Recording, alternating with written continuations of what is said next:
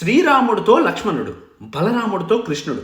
ఈ బాండ్ని let's decode in a different angle. అయోధ్యకాండలో రాముడు అరణ్యవాసానికి ప్రిపేర్ అవుతున్నప్పుడు అందరు తమ్ముళ్ళు వచ్చారు. లక్ష్మణుడు అన్నాడు, అన్నయ్య నువ్వు ఎక్కడుంటే నేను అక్కడ నీతోనే వస్తాను అని. అలా రాముడితో వెళ్ళిన లక్ష్మణుడు గ్రేట్. రాముడి పాదుకులతో రాజ్యం పరిపాలించిన భరతుడు గ్రేట్. భరతుడికి హెల్ప్గా నించున్న శత్రుఘ్నుడు గ్రేట్. సైన్స్లో సిబ్లింగ్ బాండ్ని ఆక్సిటోసిన్ లింక్డ్ అటాచ్మెంట్ అంటారు. యానిమల్ స్టడీస్ చెప్తాయి, ఎలిఫెంట్స్లోని, డాల్ఫిన్స్లోని, వోల్ఫ్స్లో సిబ్లింగ్ డేంజర్ అంటే అవి ముందుగానే వచ్చి నిలబడతాయి అని. ఇప్పుడు అంతరిక్షంలోకి వెళ్దాం.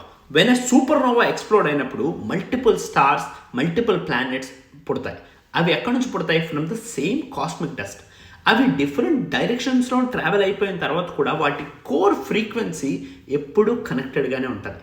క్వాంటమ్ ఎంటాంగిల్మెంట్లో రెండు particles created from the same atom ఏవైతే ఉన్నాయో, ఈవెన్ మనం వాటిని లైట్ ఇయర్స్ అపార్ట్గా పెట్టినా they mirror each others state ఇన్స్టెంట్గా. రాముల వారు సీతమ్మ అపహరణ అయినప్పుడు కూడా కొంచెం స్ట్రాంగ్గానే ఉన్నారు, ఎందుకంటే పక్కన లక్ష్మణుడు ఉన్నాడు కాబట్టి. కానీ లక్ష్మణుడికి ఎప్పుడైతే మూర్చిపోయాడో యుద్ధంలో అల్లాడిపోయాడు. రాముడు లక్ష్మణుడు ఒక తల్లికి పుట్టిన పిల్లలు కాదు, వన్ డివైన్ ఎక్స్ప్లోషన్ ఆఫ్ ధర్మానికి పుట్టిన వాళ్ళు. మీ జీవితంలో ఉన్న లక్ష్మణుడికి ఈ రీల్ డెడికేట్ చేసి చెప్పండి, నువ్వు ఒక్కడివి చాలా నాకు వన్ మ్యాన్ ఆర్మీ లాగా ఈ ప్రపంచాన్ని ఎదుర్కోవడానికి అని.